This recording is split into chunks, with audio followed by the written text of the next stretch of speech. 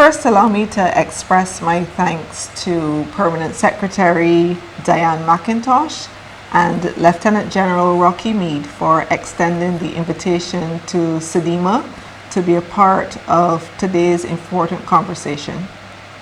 For the next 20 minutes or so, I will speak to you on the topic of climate change and natural disasters, a look forward. In the presentation today, I will cover 5 areas: to introduce you to EDIMA and the regional strategy for comprehensive disaster management. I will touch on the phenomena of climate change and some of the specific implications for us from a disaster management perspective. We will also look at some of the trends that we have been seeing with respect to the changing climate and the implications for entities with responsibility for national security, the lessons that have emerged from some past events, and finally, to look forward towards some of the critical issues which will hopefully stimulate some further discussions during this symposium. So the Caribbean Disaster Emergency Management Agency, EDIMA, is an arm of the Caribbean community, which has been charged with responsibility for matters related to disaster management. We have 18 participating states, including Jamaica, and from the slide you will see that we have a very wide geographical remit, from Belize in the west to the Bahamas in the north, including Jamaica, Haiti. Along the Eastern Caribbean chain, we include almost all of the English-speaking territories and certainly those which had a British history, all the way to South America, where we have 2 continental states, Suriname and Guyana. And what is interesting about the coverage of our states is that our states are very diverse. They're diverse with respect to the types of hazards that impact, as well as the levels of capacity. But we'll come back to that later in the presentation. We also have a remit for addressing 5 key areas: the mobilization and coordination of disaster relief in support of any of our states that has been impacted, to lobby for the mitigation or reduction in the consequences of disasters. We also provide a critical information clearinghouse function, providing information on hazard impacts to various audiences, including the political directorate and other entities within our participating states. We encourage disaster loss reduction, and we mainly do this through cooperative arrangements with key strategic partners, including members of the national security fraternity. And finally, we support the establishment, enhancement, and maintenance of adequate disaster response capabilities amongst our participating states, principally through the work we do with our regional training center and the courses that it offers, both online as well as face-to-face and blended. So in the region, the work that we do is governed by the Comprehensive Disaster Management Strategy 2014 to 2024.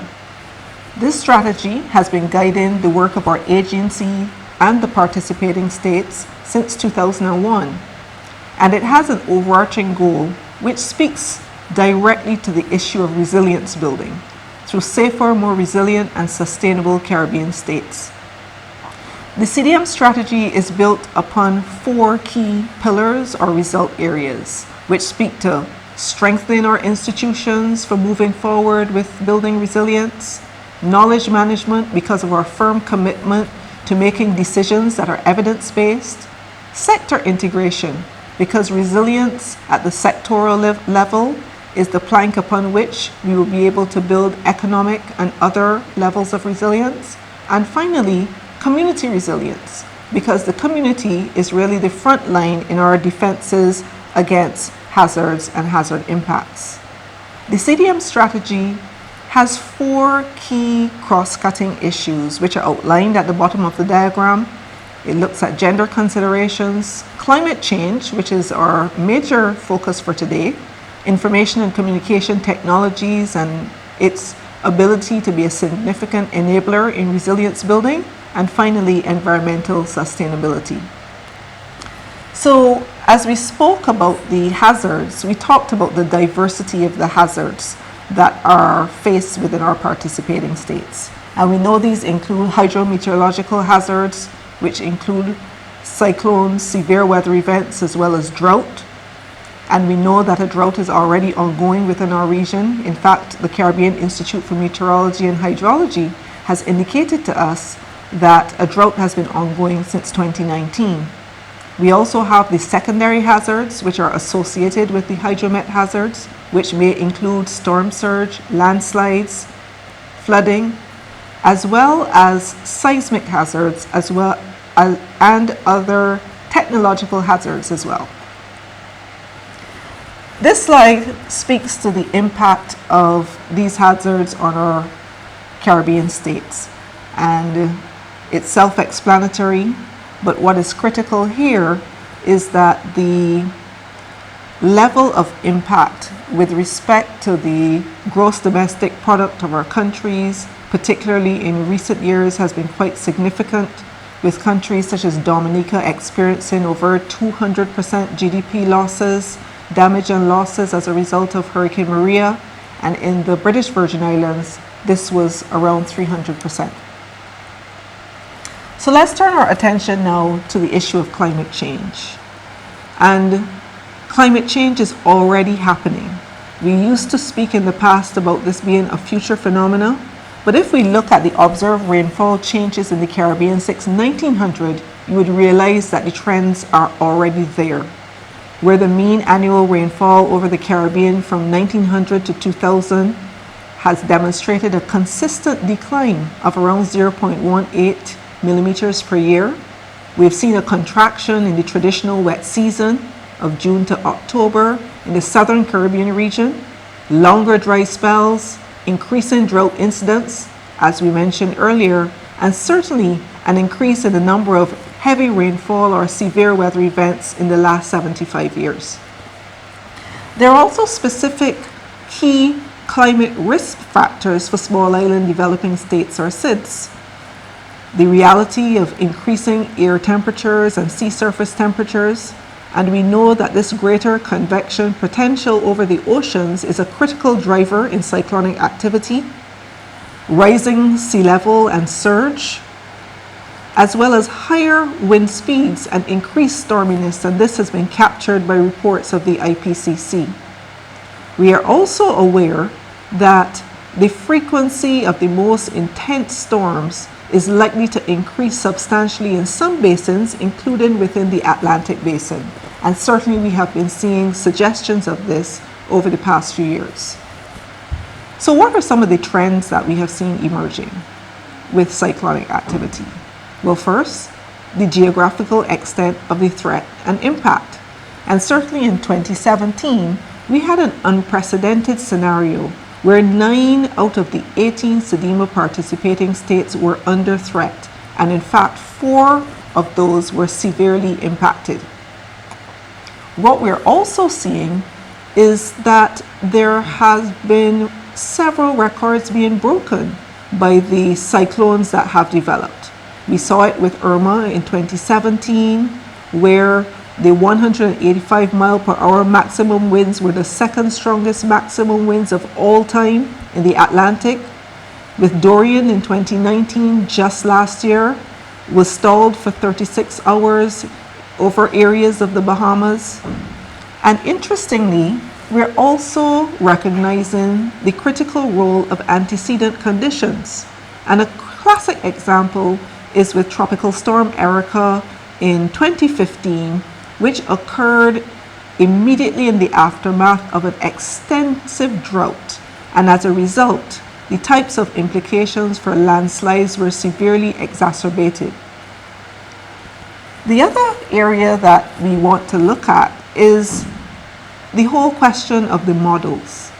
And certainly there is an area for discussion around whether the models as currently calibrated are undertaking the type of analysis and giving us the types of guidance that we received in the past as it relates to the paths and past trajectories, and also the speed of intensity of the tropical cyclones.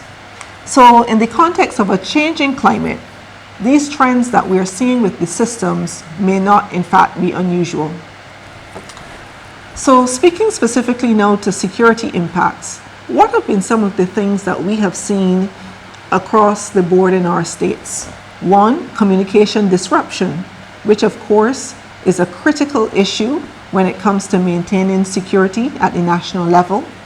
We have seen disruption with respect to continuity of government because of the level of impact, challenges with connectivity at the level of the political directorate, and this is certainly something that needs to be strengthened as we go forward. Physical damage to security infrastructure, where critical facilities like police headquarters and various offices, fire departments have been significantly impacted to a level that the officers are not able to function from their usual space. We have in instances seen the breakdown in law and order. We saw it in Grenada in 2004 and again in some of the other territories in 2017. And the psychosocial impact upon our national security entities has been extensive to the level that we are recognizing, and certainly actions are being taken now to ensure that this type of support is put in place for those persons who we need most when it's a time of disaster. We've also seen correctional facility breaches, and that has been happening all too commonly now in the aftermath of events.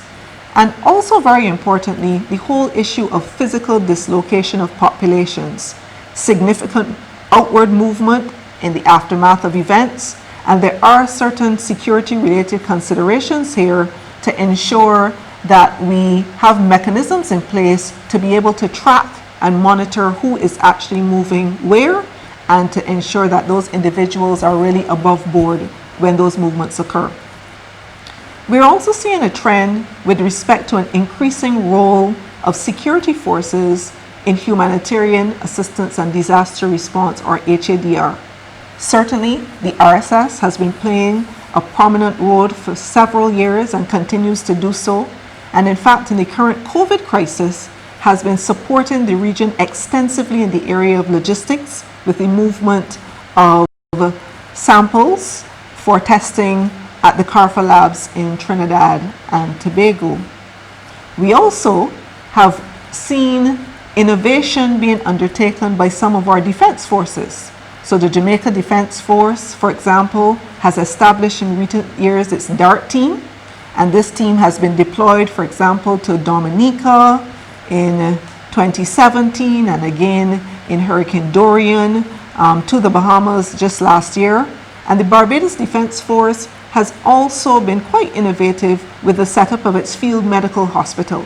So what we're seeing is that even military entities are not only recognizing but grasping the opportunity to carve their space in the HADR conversation. So I've outlined on this slide our regional response mechanism, and as you know, this is a collection really of collaborative arrangements and plans between a range of entities, including security entities, which are brought to bear to support states that have been impacted. And on the security side, this is coordinated through the regional security system. And specifically as it relates to the multi-sectoral coordination for COVID-19, what we have recognized is the importance not just of having the MNCCC, which speaks to the Civil Military Caribbean Coordination Cell and the arrangements on how we bring our military partners in, but certainly that there's a space for a deeper conversation around how we represent security issues as a whole within the Regional Coordination Center at EDIMA. So let's move then to some of the lessons. Well, one, the regional response mechanism has worked and worked well in not just responding to the impacts within states, but also, if we dig a bit deeper, in treating with the security related issues as coordinated by the RSS with the support of a broad number of member states. We are clear that the operational scenarios must change for tropical cyclones. It is important that we plan now at the level of catastrophic events. There's also a need for assets available to the regional response mechanism to be strengthened and for us to have better predictability. The diversity of our states also demands diverse security responses, and risk analyses prior to the impact is going to be important as well. We also touched on earlier the issue of continuity of government, and this is a top priority, and the security forces play a critical role here in ensuring that leadership is intact in the aftermath of events and that the message of clear control at that political level is able to come out to populations post-impact. We also have learnt over the years that predictability of funding for response is still a critical issue, and this applies not just for humanitarian response but also security aspects of the humanitarian response, and that the resilience of our security arrangements requires specific attention. And finally, under the lessons, I think we will all be comfortable to say that there is a space to strengthen coordination between deployments under the RSS Treaty and bilateral arrangements triggered under Article 11 of the Treaty on Security Assistance between our CARICOM states. And certainly that's an area for further discussion. So we started with, and we come back to the topic of resilience. And post Hurricanes Irma and Maria, the heads of government in July 2018 adopted a resilience framework which is built upon 5 pillars and which is instructive for our discussions today. The pillars are social protection for the marginal and the most vulnerable persons in our population, that we look at resilience through the lens of enhancing economic opportunities, because at the end of the day, we do have to treat with economic considerations and the matters of livelihoods of our people.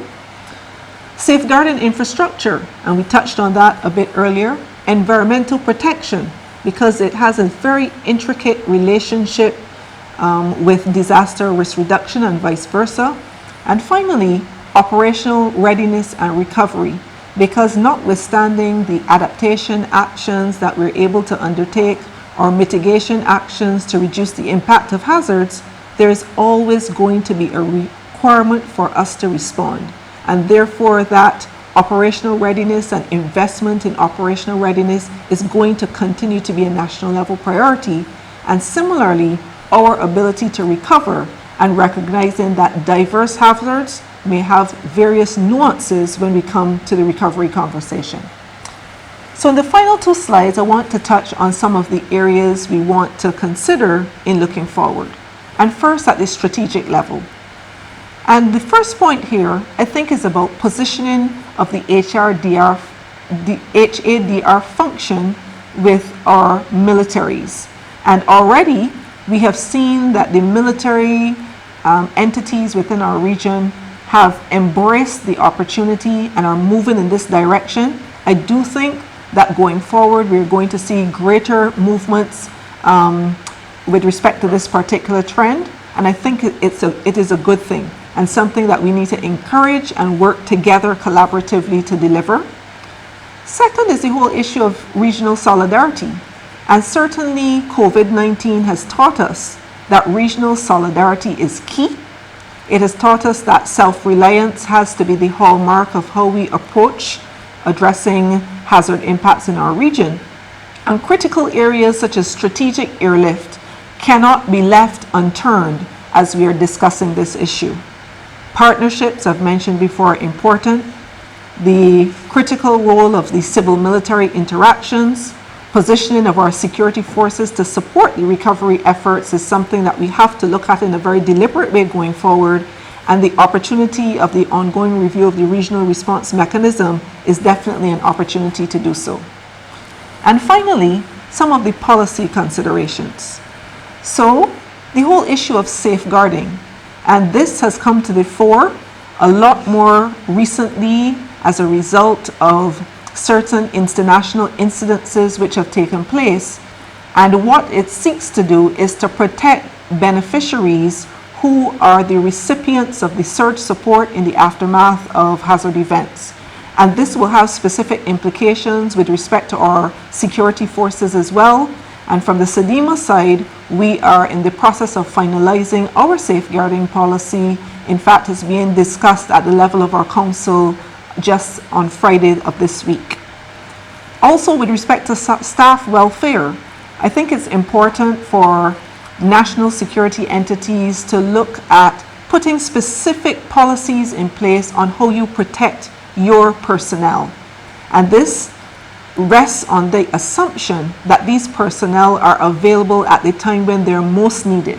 And if this is to bear true, we have to ensure that we put arrangements in place for their personal safety, the security of their families, and also addressing the psychosocial component of the work that they do, and making this a priority to ensure your forces are able to work in the way they are intended to work and the way we expect them to work when they're most needed.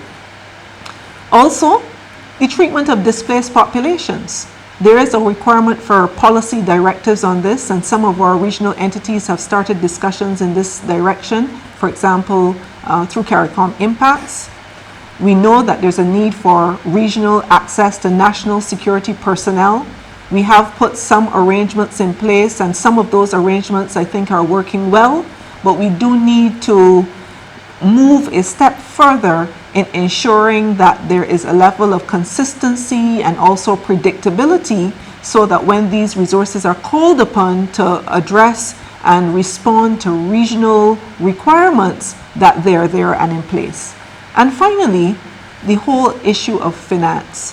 How do we address this from a policy and even a strategic perspective to ensure that we have an ex-ante mechanism for financing the response efforts, including the considerations related to our national security entities.